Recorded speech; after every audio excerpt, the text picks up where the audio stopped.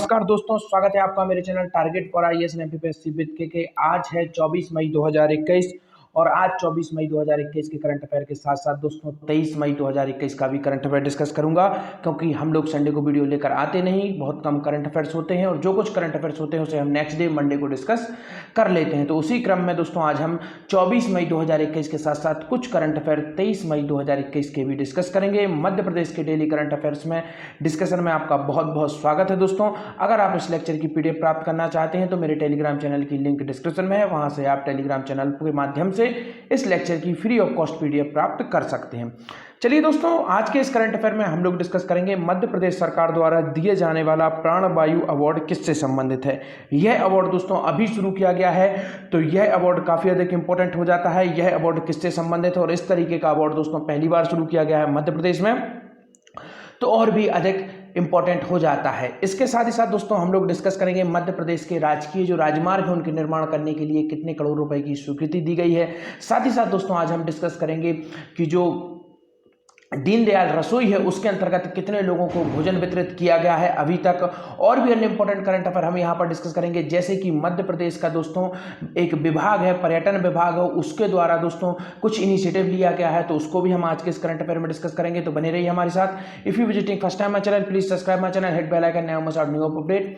तो let get start today's our current affairs friends. तो हमारा पहला क्वेश्चन है, फ्रेंड्स ऑफ एमपी समूह किससे संबंधित है। काफी अधिक इंपॉर्टेंट दोस्तों आज का यह करंट अफेयर सेशन होने वाला है, क्योंकि अत्यधिक इंपॉर्टेंट क्वेश्चन इसके अंदर शामिल है दोस्तों। तो काफी ध्यान से इसे देखिए और पूरा देखिए। फ्रेंड्स ऑफ एमपी समूह का संबंध किससे है। तो दोस्तों आपका ऑप्शन नंबर 1 है एनआरआई से, ऑप्शन नंबर 2 है विदेशी मदद से, ऑप्शन नंबर 3 है सरकारी मदद से, ऑप्शन नंबर 4 है इनमें से कोई नहीं। दोस्तों इसका राइट आंसर है option number 1, friends of MP समूह किससे संबंधित है, एनआरआई से। दोस्तों एनआरआई आगे आपको बताऊंगा क्या होता है इसका फुल फॉर्म। अभी देखते हैं नेक्स्ट क्वेश्चन को। कोरोना नियंत्रण में फ्रेंड्स ऑफ एमपी का सहयोग सराहनीय, यह किसके द्वारा कहा गया। दोस्तों काफी अधिक इंपॉर्टेंट है। कोरोना नियंत्रण में यह जो समूह है जिसका नाम है फ्रेंड्स ऑफ एमपी, इसका जो सहयोग है दोस्तों वह काफी सराहनीय रहा है। और यह किसके द्वारा कहा गया है। आपका ऑप्शन नंबर 1 है प्रधानमंत्री द्वारा, मुख्यमंत्री द्वारा, राज्यपाल द्वारा, या फिर इनमें से कोई नहीं। दोस्तों इसका राइट आंसर है ऑप्शन नंबर 2, माननीय मुख्यमंत्री शिवराज सिंह चौहान जी द्वारा यह कहा गया है कि कोरोना नियंत्रण में फ्रेंड्स ऑफ एमपी जो समूह है इसका सहयोग सराहनीय रहा। शुरुआत में मैंने आप लोगों को बता दिया है कि यह जो समूह है यह किससे संबंधित है, एनआरआई से यह संबंधित है। अब हम देखते हैं यह एनआरआई होता क्या है, परंतु यहां पर प्रकाश डालना चाहूंगा नेक्स्ट क्वेश्चन पर। मध्य प्रदेश में किसके लिए बनेगा हेल्प डेस्क। काफी अधिक इंपॉर्टेंट है। मध्य प्रदेश में पहले भी कई लोगों के लिए हेल्प डेस्क बनाया गया है, उन सब हेल्प डेस्क के बारे में मैं अभी रिवाइज कराऊंगा, क्योंकि मैं हमेशा जब भी करंट अफेयर को डिस्कस करता हूं साथ ही साथ स्टैटिस्टिक्स जीएस और जो भी पुराने करंट अफेयर्स हुए हैं उनसे लिंक करा के पढ़ाता हूं। तो सबसे पहले देखते हैं यहां पर मध्य प्रदेश में किसके लिए बनेगी हेल्प डेस्क। ऑप्शन नंबर 1 है एनआरआईज के लिए, विदेशियों के लिए, मंत्रियों के लिए, अधिकारियों के लिए। इसका राइट आंसर है दोस्तों ऑप्शन नंबर 1 एनआरआई। काफी अधिक यह नाम आ रहा है, आगे मैं बताऊंगा क्या होता है इसका मतलब। हेल्प डेस्क सभी को मालूम है दोस्तों मदद के लिए बनाई जाती है। यह एक सीधा संवाद होता है और एक डेडिकेटेड हेल्प डेस्क होती है जिसके माध्यम से त्वरित मदद प्रोवाइड की जाती है किसी भी चिन्हित समूह के लिए, और एनआरआई के लिए बनाई जाएगी हेल्प डेस्क। दोस्तों इसके पहले भी एक हेल्प डेस्क बनाई गई थी जिसका मैंने आप लोगों को बताया था, जिसका नाम क्या था, संवाद। काफी अधिक इंपॉर्टेंट है दोस्तों। और यह किसके लिए बनाई गई थी, कोरोना काल में जो भी मरीज भर्ती हैं वह अपने परिजनों से इसके माध्यम से बातचीत कर सकते थे, उनको हाल चाल जो भी है वह सब कुछ खैरियत उनकी पूछ सकते थे। तो हेल्प डेस्क यही थी, काफी अधिक इंपॉर्टेंट। और आज यह सेकंड बार यूज प्रयोग किया गया है यह वर्ड हेल्प डेस्क। तो चलिए आइए देखते हैं पूरी न्यूज क्या है। न्यूज, कोरोना नियंत्रण में फ्रेंड्स ऑफ एमपी का सहयोग सराहनीय, मध्य प्रदेश में एनआरआई के लिए बनेगी हेल्प डेस्क। मुख्यमंत्री श्री चौहान ने फ्रेंड्स ऑफ एमपी ग्रुप से की वर्चुअल मीट। मुख्यमंत्री श्री शिवराज सिंह चौहान ने कहा कि विदेशों में बसे मध्य प्रदेश के निवासियों के समूह फ्रेंड्स ऑफ एमपी द्वारा कोविड नियंत्रण में मध्य प्रदेश को सराहनीय योगदान दिया गया है। यह गर्व की बात है कि संकट की इस घड़ी में वे अपने देश, अपनी माटी को नहीं भूले तथा देश के लोगों की यथासंभव मदद की। मुख्यमंत्री श्री चौहान ने कहा कि मध्य प्रदेश में एनआरआई की सहायता के लिए क्या बनाई जाएगी, हेल्प डेस्क बनाई जाएगी। अब यह जो वर्ड बार बार उपयोग हो रहा है दोस्तों एनआरआई, इसका फुल फॉर्म क्या होता है, क्योंकि एक बार एमपीपीएससी में डायरेक्टली यह क्वेश्चन आया था दोस्तों, पूछ लिया गया था कि एनआरआई का फुल फॉर्म क्या होता है। तो देखते हैं क्या है पूरी न्यूज। सबसे पहले आपको बताऊंगा एनआरआई का मतलब क्या होता है। एनआरआई का क्या मतलब होता है। देश में जन्मे, इसकी परिभाषा देख लीजिए दोस्तों, देश में जन्म लेने के उपरांत किसी कारणवश दूसरे देश में चले जाने के बाद वहीं पर अपना निवास स्थान बनाकर रहने वाले व्यक्ति को एनआरआई कहा जाता है, नॉन रेजिडेंस इंडियन। अर्थात दोस्तों यह एक तरीके से यह हमारे देश में इनका जन्म होता है, जुड़ाव, संस्कृति को यह प्रमोट हमारे देश की करते हैं, परंतु किन्हीं कारणों बस अपने व्यवसाय के कारण या फिर अपनी नौकरी के कारण या कुछ भी कारण से यह देश के बाहर रहते हैं। तो ऐसे मूल निवासी, अर्थात दोस्तों वर्ड को, आपको पॉइंट को काफी अधिक इंपॉर्टेंट तरीके से देखना है। यहां पर मैं इसको हाईलाइट कर देता हूं, भारत के ऐसे मूल निवासी से यहां पर तात्पर्य होता है दोस्तों जो कि जन्म से भारत का नागरिक है, जो विदेश में रह रहे हैं उन्हें अब वहीं की नागरिकता प्राप्त कर ली है। अर्थात ऐसे लोग भी इसके अंतर्गत शामिल होते हैं जिन्होंने वहां की नागरिकता प्राप्त कर ली है। यह लोग दूसरे देश में भी रहकर अपने देश की सभ्यता और संस्कृति विस्तार करने का प्रयास करते रहते हैं और यह लोग वहां पर भी रहकर अपने देश के विकास सहयोग करने का प्रयास करते हैं। इसी लगाव के कारण मूल देश में इन्हें अधिक सम्मान प्राप्त होता है और इनके लिए वर्ड उपयोग किया जाता है एनआरआई, जिसका फुल फॉर्म क्या होता है दोस्तों, नॉन रेजिडेंस इंडियंस। और इनके फुल फॉर्म के विषय में आपको यहां पर मैंने पूरा विस्तार से बता दिया है। तो इस पेज पर मैंने पूरा विस्तार से आपको इसी के बारे में बताया है। तो एनआरआई का यह डायरेक्ट एमपी के करंट अफेयर से संबंधित नहीं था, परंतु यह जानना काफी अधिक इंपॉर्टेंट था दोस्तों आपके लिए। तो चलिए आइए देखते हैं नेक्स्ट क्वेश्चन। प्रदेश में राष्ट्रीय राजमार्गों के लिए कितने करोड़ रुपए की कार्य योजना मंजूर की गई है? तो काफी अधिक इंपॉर्टेंट है दोस्तों, प्रदेश में जो राष्ट्रीय राजमार्ग है उनके लिए कितने करोड़ रुपए की कार्य योजना की मंजूरी दे दी गई है? तो आपका ऑप्शन नंबर 1 है 3856 करोड़, ऑप्शन नंबर 2 है 3000 करोड़, 400 करोड़ या फिर 5000 करोड़। इसका राइट आंसर है ऑप्शन नंबर 1, 3856 करोड़ रुपए की मंजूरी दे दी गई है जो प्रदेश के राष्ट्रीय राजमार्ग हैं उनके निर्माण के लिए। दोस्तों अभी दो राष्ट्रीय राजमार्ग काफी अधिक चर्चा में रहते हैं, एक चंबल एक्सप्रेस वे जिसे अब अटल प्रोग्रेस वे के नाम से जाना जाता है। क्या नाम से जाना जाता है दोस्तों? अटल प्रोग्रेस वे के नाम से जाना जाता है दोस्तों। और यह मध्य प्रदेश का काफी अधिक इंपॉर्टेंट राष्ट्रीय राजमार्ग है और यह दोस्तों किन किन राज्यों से मिलेगा? तो यह यूपी से और राजस्थान को टच करेगा दोस्तों, तो यह भी काफी अधिक इंपॉर्टेंट है और मध्य प्रदेश को भी यह टच करेगा। और मध्य प्रदेश का दोस्तों जो चंबल संभाग है उससे होकर यह गुजरेगा, उसके जिलों से यह गुजरेगा, इसलिए इसका नाम क्या रखा गया था? अटल चंबल प्रोग्रेस वे पहले इसका नाम रखा गया था, बाद में इसका नाम चेंज करके क्या रख दिया गया था? अटल प्रोग्रेस वे। तो काफी अधिक इंपॉर्टेंट है दोस्तों। इसके बाद यहां पर आपको बताना चाहूंगा दोस्तों, यह जो अटल प्रोग्रेस वे या चंबल प्रोग्रेस वे जिसका नाम था पहले, इसके दोस्तों जो रोड के किनारे पर इंटरनेशनली जो हब डेवलप किए जाएंगे, औद्योगिक हब डेवलप किए जाएंगे जहां पर बिजनेस को काफी फलीभूत होंगे बिजनेसेस, तो यह भी काफी अधिक इंपॉर्टेंट है, इससे संबंधित एक फैक्ट। तो चलिए आइए देखते हैं क्या है पूरी न्यूज। यहां पर एक और इंपॉर्टेंट फैक्ट बता देता हूं दोस्तों, वर्तमान में मध्य प्रदेश के परिवहन मंत्री कौन है? माननीय गोविंद सिंह जी हैं और यह सागर जिले की सुर्खी विधानसभा से चुनकर आते हैं और 28 विधानसभा सीटों पर जो उपचुनाव हुआ था उसमें से एक उपचुनाव इनकी सीट पर भी हुआ था, तो यह भी आपको याद रखना है। प्रदेश में राष्ट्रीय राजमार्गों के लिए 3856 करोड़ रुपए की कार्य योजना मंजूर की गई है। लोक निर्माण मंत्री द्वारा केंद्र सरकार का आभार व्यक्त किया गया। दोस्तों लोक निर्माण मंत्री कौन है मध्य प्रदेश के? गोपाल भार्गव जी हैं और वह भी दोस्तों मध्य प्रदेश के किस जिले से आते हैं? सागर जिले से आते हैं, रहेली विधानसभा से यह चुनकर आते हैं। और पूर्व में इसके पहले वह क्या थे दोस्तों? नेता प्रतिपक्ष थे और वर्तमान में नेता प्रतिपक्ष कौन है? कमलनाथ जी हैं जो कि पूर्व में मुख्यमंत्री थे। मंत्री द्वारा केंद्र सरकार का आभार व्यक्त किया गया है। प्रदेश में 724 किलोमीटर के राष्ट्रीय राजमार्गों के लिए भारत सरकार द्वारा 3856 करोड़ रुपए की वार्षिक कार्य योजना को मंजूरी दी है। इस राशि से प्रदेश में 51 राष्ट्रीय राजमार्गों के सुदृढ़ीकरण, पुल और नवीन मार्गों के निर्माण का कार्य कराया जाएगा। लोक निर्माण मंत्री श्री गोपाल भार्गव ने इसके लिए केंद्र सरकार का क्या किया है? आभार व्यक्त किया है। अब देखते हैं नेक्स्ट क्वेश्चन, काफी अधिक इंपॉर्टेंट क्वेश्चन है दोस्तों। ट्रेवल शो द जिप्सीज किस पर आधारित है? तो काफी अधिक इंपॉर्टेंट है, किस पर यह बेस्ड है और काफी अधिक इंपॉर्टेंट यह इनिशिएटिव है मध्य प्रदेश गवर्नमेंट द्वारा। तो देखते हैं, आपका ऑप्शन नंबर 1 है मध्य प्रदेश पर्यटन द्वारा, कोरोना फाइटर्स के लिए, ग्रामीण दर्शन से संबंधित है या फिर इनमें से कोई नहीं। दोस्तों इसका राइट आंसर है ऑप्शन नंबर 1, मध्य प्रदेश पर्यटन से यह संबंधित है। ट्रेवल शो द जिप्सीज किस पर आधारित है? मध्य प्रदेश पर्यटन विभाग द्वारा, पर्यटन विभाग से यह संबंधित है और इसी पर आधारित। दोस्तों मध्य प्रदेश पर्यटन विभाग की स्थापना कब हुई थी? 1978 में इसकी स्थापना हुई थी, जो कि काफी अधिक इंपॉर्टेंट है दोस्तों, इसको आपको याद रखना है। इसके बाद दोस्तों पर्यटन से संबंधित कुछ इंपॉर्टेंट फैक्ट आपको बता देता हूं, जैसे कि दोस्तों पर्यटन को उद्योग का दर्जा कब दिया गया था?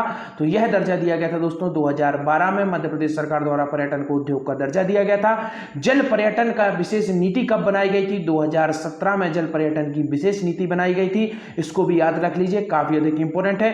कुछ प्रमुख जो दोस्तों पर्यटक स्थल है मध्य प्रदेश प्रदेश के, उनके बारे में बता देता हूं आपको। जैसे कि सबसे प्रमुख है दोस्तों खजुराहो, याद रखिए खजुराहो दोस्तों, इसे शिल्पकला का तीर्थ भी कहा जाता है। यह दोस्तों मध्य प्रदेश के अंतर्गत आता है और यहाँ अंतरराष्ट्रीय जो हवाई सेवा है उससे यह जुड़ा हुआ है, तो यह भी काफी अधिक इंपॉर्टेंट है खजुराहो। और साथ ही साथ दोस्तों खजुराहो चंदेल वंश की राजधानी भी रहा है, तो इसको भी आपको याद रखना है।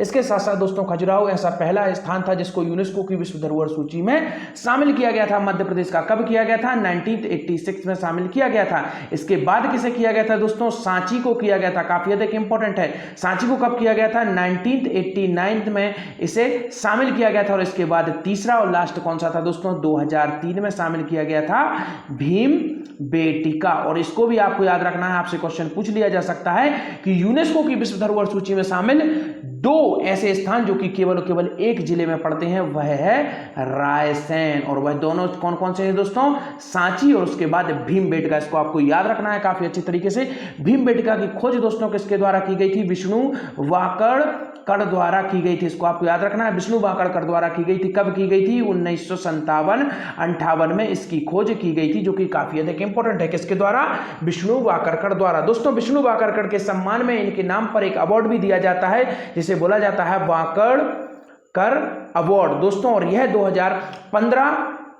और 16 के लिए दिया गया है। अभी इसी हमारे लास्ट ईयर में दिया गया था 2020 में। यह करंट से संबंधित है। मैंने करंट का जो पूरे ईयर का करंट अफेयर्स था उसमें मैंने आप लोगों को बताया था किसे दिया गया है इस वर्ष का। तो यह दिया गया है दोस्तों वीदुला, याद रख लीजिए, विदुला सिंह को यह दिया गया है। इसको आपको याद रखना है। वाकड़ का अवार्ड है दोस्तों और यह 2015-16 के लिए दिया गया था, क्योंकि अभी डिले हो गया था किन्हीं कारणवश। हर साल इसको देना मैंडेटरी नहीं है, परंतु 2 साल का एक साथ दिया गया था। और किसे दिया गया था? विदुला सिंह को दिया गया था, जो कि काफी अधिक इंपॉर्टेंट है। इसके बाद पर्यटन के तीनों के तीनों इंपॉर्टेंट फैक्ट मैंने आपको बता दिए। 2 और इंपॉर्टेंट डेस्टिनी है जो काफी अधिक इंपॉर्टेंट है। एक का नाम है दोस्तों ओरछा। बुंदेला जो राजघराना था उसकी राजधानी इसे कहा जाता था ओरछा। राम राजा का मंदिर यहाँ का विश्व प्रसिद्ध है। और इसके बाद देखेंगे आप ग्वालियर। और दोस्तों दोनों को काफी अधिक इंपॉर्टेंट है। यूनेस्को की जो इस सिटी का जो होता है दोस्तों विश्व धरोहर जो शहर है, नगर के रूप में उसे शामिल किया गया है। और यह 2 मात्र शहर है मध्य प्रदेश के जिन्हें शामिल किया गया है। किस कार्यक्रम के अंतर्गत इन्हें शामिल किया गया है? लैंडस्केप। याद रखिए काफी अधिक इंपॉर्टेंट यह वर्ड है लैंडस्केप। और यह डायरेक्ट आपसे पूछ लिया जाएगा कि ओरछा और ग्वालियर को किस कार्यक्रम के अंतर्गत यूनेस्को की विश्व धरोहर सूची में शामिल किया गया है। इन शहरों को जो विश्व धरोहर शहर के रूप में इन्हें नामित किया गया है, तो वह कार्यक्रम क्या था? लैंडस्केप कार्यक्रम। और 2021 में ही दोस्तों शुरुआत में ही जो यूनेस्को की टीम है वह इन शहरों का जो मुआयना थी वह करने आई थी। और इसका होगा क्या फायदा दोस्तों? जब किसी भी शहर को यूनेस्को की सूची में शामिल कर दिया जाता है दोस्तों, तो उससे होगा क्या? इसका शहर का जो पर्यटन है उसका रखरखाव करने के लिए फंड काफी बड़ी मात्रा में आएगा और गाइडेंस भी दी जाएगी किस तरीके से इनका रखरखाव किया जा सकता है। तो चलिए आइए देखते हैं मध्य प्रदेश पर्यटन पर आधारित ट्रैवल शो द जिप्सीज का प्रसारण कब से होगा। तो मैंने शुरुआत में आपको बताया मध्य प्रदेश के पर्यटन से संबंधित है ये द जिप्सीज कार्यक्रम। और इस ट्रैवल शो का जो प्रसारण है वह कब से होगा? 28 मई से, 20 जून से, 27 मई से, या फिर इनमें से कोई नहीं। इसका राइट आंसर है ऑप्शन नंबर 1, 28 मई से दोस्तों इनका प्रसारण होगा। क्या नाम है इनका? मध्य प्रदेश पर्यटन पर आधारित ट्रैवल शो द जिप्सीज का प्रसारण कब से होगा? 28 मई से इनका प्रसारण होगा। देखते हैं एमपी टूरिज्म बोर्ड के साथ ट्रैवल एक्सपी चैनल द्वारा निर्मित है दोस्तों यह, तो आपको याद रखना है ट्रैवल एक्सपी नामक एक चैनल है, उसकी सहायता से इसे निर्मित किया जा रहा है। मध्य प्रदेश पर्यटन पर आधारित ट्रैवल शो द जिप्सीज का प्रसारण 28 मई से। मध्य प्रदेश पर्यटन को बढ़ावा देने के लिए दुनिया के पहले 4K international travel channel travel XP ने मध्य प्रदेश के पर्यटन स्थलों पर आधारित ट्रैवल शो द जिप्सीज का निर्माण किया है। 28 मई 2021 को शाम 7:30 बजे से ट्रैवल एक्सपी चैनल पर प्रसारित किया जाएगा। प्रमुख सचिव पर्यटन एवं प्रबंध निर्देशक मध्य प्रदेश पर्यटन बोर्ड श्री शिवशेखर शुक्ला ने कहा कि ट्रैवल एक्सपी के सहयोग से हमें दुनिया भर के यात्रा प्रेमियों तक पहुंचने के लिए मदद मिलेगी और निश्चित रूप से पर्यटन के क्षेत्र में मध्य प्रदेश और अधिक आकर्षक होगा। और यह यूके टेक्नोलॉजी पर होगा दोस्तों, जर्मनी और यूके आदि अंतर्राष्ट्रीय चैनलों पर इसे प्रसारित किया जाएगा। द जिप्सीज का ट्रेलर लॉन्च होने के 12 घंटे के भीतर 0.5 मिलियन से अधिक लोग इसे देख चुके हैं, तो यह भी काफी अधिक इंपॉर्टेंट है और मध्य प्रदेश के पर्यटन के लिए काफी गर्व की बात है। और पर्यटन विभाग मैंने बता दिया है 1978 में इसकी स्थापना हुई थी। चलिए आइए देखते हैं नेक्स्ट क्वेश्चन। दीनदयाल रसोई में 1 अप्रैल से अब तक कितने लाख से अधिक लोगों को भोजन वितरित हुआ है? तो काफी अधिक इंपॉर्टेंट है। 12 लाख से अधिक, 10 लाख से अधिक या 3 लाख से अधिक? तो इसका राइट आंसर है ऑप्शन नंबर 1, 12 लाख से अधिक लोगों के लिए दोस्तों दीनदयाल रसोई के अंतर्गत भोजन वितरित हुआ है। यहां पर यह उतना अधिक इंपॉर्टेंट नहीं है, मैं दोबारा कहूंगा। इस क्वेश्चन को यहां पर शामिल करने का कारण क्या है दोस्तों, हमेशा याद रखिए आप लोग। आपको एक और इंपॉर्टेंट फैक्ट यहां पर बता देता हूं। कभी भी आप याद रखिए, करंट से डायरेक्ट क्वेश्चन बनाने की कोशिश बहुत कम की जाती है दोस्तों। कुछ खास करंट अफेयर्स होते हैं जिनसे डायरेक्ट क्वेश्चन बनेंगे, स्पेशली मैं एमपीपीएससी के हिसाब से यहां पर आपको बता देता हूं, और जो भी अन्य एग्जाम होंगे मध्य प्रदेश के विभिन्न, जो भी पुलिस ले लीजिए, एसआई ले लीजिए, सभी में अगर वो क्वेश्चन को टप करेंगे तो अगर आप जो करंट अफेयर्स देख रहे हैं, मैं उसके साथ आपको स्टैटिक जीएस क्यों बताता हूं, क्योंकि दोस्तों करंट में जो भी योजनाएं हैं या जो भी इनिशिएटिव है, अगर उनका बार बार नाम लिया जाता है दोस्तों, तो स्टैटिक जीएस से क्वेश्चन बनने के उनके अधिक चांस होंगे। तो इससे क्या होगा दोस्तों, एक तरीके से आप समझ सकते हैं यह एक ट्रिक है जिसके माध्यम से आप यह भी फाइंड कर सकते हैं कि स्टैटिक जीएस में से कौन कौन से क्वेश्चन बनेंगे। तो यहां पर आपने नाम देखा दीनदयाल रसोई। अब अगर किसी भी एग्जाम में वो आपसे पूछ ले कि दीनदयाल रसोई योजना कब शुरू की गई थी, तो आप सोचेंगे यह क्वेश्चन स्टैटिक जीएस से आया, परंतु नहीं दोस्तों, यह क्वेश्चन करंट अफेयर से लिंक करके स्टैटिक जीएस से पूछा गया है। इसलिए मैं दोस्तों आप लोगों को हमेशा कोशिश करता हूं कि अगर करंट अफेयर्स में कोई भी वर्ड आता है और उसको मैं हमेशा कोशिश करता हूं स्टैटिक जीएस से लिंक करने की, क्योंकि स्टैटिक जीएस से अधिकतम क्वेश्चन बनने के चांसेस वहीं से होते हैं जिन विषयों के बारे में बार बार करंट अफेयर्स में बात की जाती है। और दीनदयाल रसोई की लगभग 1 महीने के अंदर 4 बार बात कर ली गई है, मैंने भी आप लोगों को बताया है। तो आपको 4 बार यह डाटा याद नहीं रखना कि कितने लोगों को खाना दिया गया, आपको केवल 4 बार यह याद रखना है कि दीनदयाल रसोई का जिक्र 4 बार हुआ है, तो इससे कौन सा क्वेश्चन बन सकता है। तो इससे सबसे प्रमुख क्वेश्चन कौन सा बनेगा दोस्तों, इसकी जो शुरुआत है कब हुई थी, तो इसकी शुरुआत हुई थी दोस्तों 1 अप्रैल 2017। तो यह इंपॉर्टेंट फैक्ट है और यह इंपॉर्टेंट ट्रिक है जिसके माध्यम से आप आने वाले एग्जाम्स में किस तरीके से क्वेश्चन पूछे जा सकते हैं, आप एक पेपर सेट करने वाले के माइंडसेट से आप सीख सकते हैं, ना कि एक स्टूडेंट के माइंड से। तो हमेशा कोशिश करिए, कंपटीशन काफी अधिक है, और जब तक आप हार्ड वर्क के साथ साथ जब तक आप स्मार्ट वर्क नहीं करेंगे, तब तक आपके टेस्ट क्लियर होने के चांसेस काफी कम होंगे। तो देखते हैं, दीनदयाल रसोई में 1 अप्रैल से अब तक 12 लाख से अधिक लोगों को भोजन वितरित किया गया है। दीनदयाल रसोई केंद्रों में 1 अप्रैल से 21 मई तक 12,75,213 जरूरतमंद लोगों को भोजन पैकेट वितरित किए गए हैं। तो यह काफी अधिक इंपॉर्टेंट है।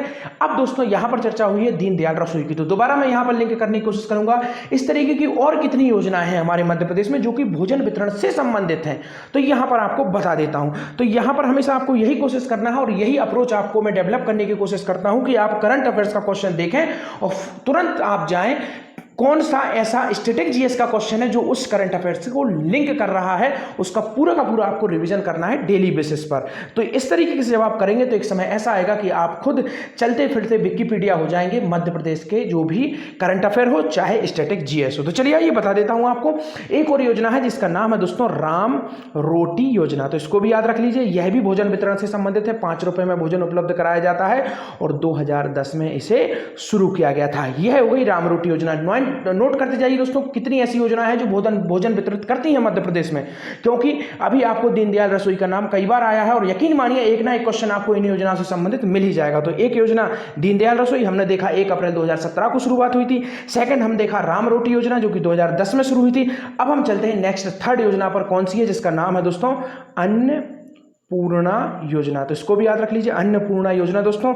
यह कब शुरू हुई थी दोस्तों, 26 अप्रैल, याद रख लीजिए 26 अप्रैल और 2008 को यह शुरू हुई थी। तो तीसरी योजना आप लोगों को पता चल गई। पहली योजना दीनदयाल रसोई योजना जो कब शुरुआत हुई थी, बार बार मैं क्यों बता रहा हूं, क्योंकि आपको याद हो जाए, क्योंकि मुझे मालूम है कि आप लोग खुद से मेहनत नहीं करेंगे, सारी मेहनत मुझसे ही करा लेंगे। तो चलिए मैं भी आप लोगों के साथ मेहनत कर लेता हूं। दोबारा कहूंगा दोस्तों, आप लोग भी थोड़ी मेहनत करिए, इस तरीके की चीज़ों को लिंक करने की कोशिश करिए। यकीन मानिए आपको पढ़ने में भी काफ़ी अधिक मजा आएगा और जब आप एग्जाम देंगे तो वहाँ बैठकर आप मुस्कुराएंगे, आपको लगेगा कि कहीं आपने ही तो यह एग्जाम सेट नहीं किया।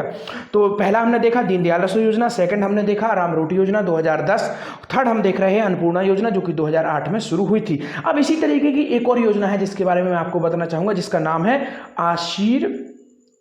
वाद योजना काफ़ी अधिक इंपॉर्टेंट दोस्तों, इसको ग्वालियर में शुरू किया गया था। अब इसको मॉडल के रूप में ग्वालियर में शुरू किया गया था, परंतु इसको अब पूरे के पूरे मध्य प्रदेश में लागू किए जाने की बात चल रही है। जैसे ही इसे लागू कर दिया जाएगा मैं आपको बता दूंगा, परंतु अभी आपको याद रखना है कि यह जो आशीर्वाद योजना है यह किससे संबंधित है। जो भी वृद्धावस्था या जो भी घर नहीं है जिनके, या वृद्धावस्था में है, उनका कोई परिवार में नहीं है, उनको भोजन वितरण से यह संबंधित है आशीर्वाद योजना। अब आते हैं नेक्स्ट क्वेश्चन पर, अंकुर कार्यक्रम किससे संबंधित है। काफी अधिक इंपॉर्टेंट है, जैसा कि काफी सारी योजनाओं को दोस्तों, एक और इंपॉर्टेंट फैक्ट बताता हूं, काफी सारी योजनाओं को तो आप उनके नाम से भी क्रैक कर सकते हैं। किस तरीके से, जैसे अंकुर, तो अब अंकुर वर्ड क्या है दोस्तों, किसी भी बीज का, किसी भी सीड का उसमें स्प्राउट होना, अर्थात उसमें अंकुरण होना, उसका प्रकट होना। तो किसी भी बीज से पेड़ का बनने की प्रक्रिया को हम क्या कहते हैं, अंकुरण कहते हैं।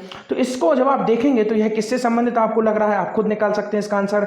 जन सहभागिता से, वृक्षारोपण से, कोरोना की तीसरी लहर से बचाव से, परिवहन सुरक्षा से, या फिर महिला सुरक्षा से। तो यकीन मानिए दोस्तों, अंकुरण किससे संबंधित हो सकता है, वृक्षारोपण से। परंतु इसका एक और इंपॉर्टेंट पॉइंट काफी अधिक इंपॉर्टेंट है, जन सहभागिता से, इसलिए मैंने इसको यहां पर शामिल किया गया है। और यह अपने आप में एक ऐसा पहला कार्यक्रम है जो कि मध्य प्रदेश गवर्नमेंट जिसे शुरू की जा रही है, अंकुर कार्यक्रम। अभी दोस्तों एक और नाम आप लोग काफी अधिक सुन रहे होंगे जिसका नाम है बकसूहा। और दोबारा पूछना चाहूंगा दोस्तों, जो लोग भी अगर इस क्षेत्र से मेरी वीडियो को देख रहे हैं, बक्सवा नामक जो भी स्थान है, तो प्लीज़ आप लोग जरूर कमेंट करिए, मुझे काफ़ी अधिक खुशी होगी।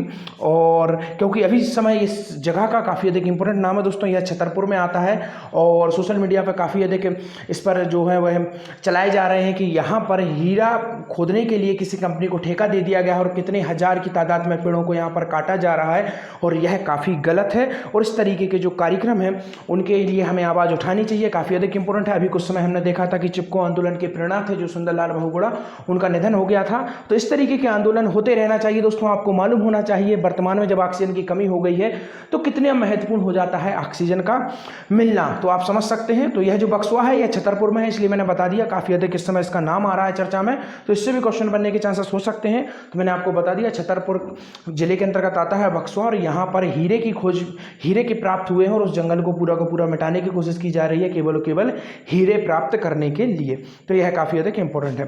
देखते हैं मध्य प्रदेश सरकार द्वारा दिया जाने वाला प्राणवायु अवार्ड किससे संबंधित है, जो कि मैंने बताया भी आपको। प्राणवायु अवार्ड किससे संबंधित है और यह एक ऐसा अवार्ड है जिसे शुरू किया जा रहा है। तो दोस्तों इसका भी राइट आंसर क्या है, वृक्षारोपण से ही यह संबंधित है दोस्तों। मध्य प्रदेश सरकार द्वारा इसे शुरू किया जा रहा है प्राणवायु अवार्ड। देखते हैं क्या है पूरी न्यूज। पौधे लगाओ, फोटो अपलोड करें और मुख्यमंत्री से अवार्ड पाएं, यह योजना शुरू की गई है मुख्यमंत्री जी द्वारा। इसी के अंतर्गत इसका योजना का भी नाम है दोस्तों। देखते हैं जन सहभागिता से वृक्षारोपण के लिए अंकुर कार्यक्रम, जो कि मैंने शुरुआत में बताया। मुख्यमंत्री श्री चौहान पर्यावरण को स्वच्छ और पर्यावरण वायु, प्राणवायु को समृद्ध बनाने का कार्यक्रम का उद्देश्य है दोस्तों। मुख्यमंत्री श्री शिवराज सिंह चौहान ने कहा कि जन जन के सहयोग से प्रदेश में हरित क्षेत्र में वृद्धि कर पर्यावरण को स्वच्छ और प्रकृति को प्राणवायु से समृद्ध करने के उद्देश्य से अंकुर कार्यक्रम प्रारंभ किया गया है। कार्यक्रम के अंतर्गत वृक्षारोपण के लिए जन सामान्य को प्रोत्साहित करने के उद्देश्य से पौधे लगाने वाले चयनित विजेताओं को प्राणवायु अवार्ड से सम्मानित किया जाएगा। और आज के आपके क्वेश्चन है, हाल ही में सेना का सुदर्शन कोर ग्रुप ने अपना 32वां स्थापना दिवस किस शहर में मनाया था। नेक्स्ट क्वेश्चन, शासकीय के अलावा निजी अस्पतालों को भी दिए जाएंगे ब्लैक फंगस के प्रयोग होने वाला इंजेक्शन। काफी अधिक इंपॉर्टेंट है इंजेक्शन है, रेमडेसिविर के बाद में इसका काफी अधिक नाम का प्रयोग हो रहा है, तो यह भी आपको देखना है। और मुख्यमंत्री कोविड-19 विशेष अनुग्रह योजना के अंतर्गत कोरोना से आकस्मिक मृत्यु होने पर कितनी राशि दी जाएगी, तो इसका भी जवाब आप लोगों को देना है दोस्तों। वीडियो अगर अच्छी भी लगी हो तो लाइक कर दीजिए दोस्तों, कमेंट जरूर करिए, आपके सुझाव सादर आमंत्रित हैं। Thank you so much for watching this video.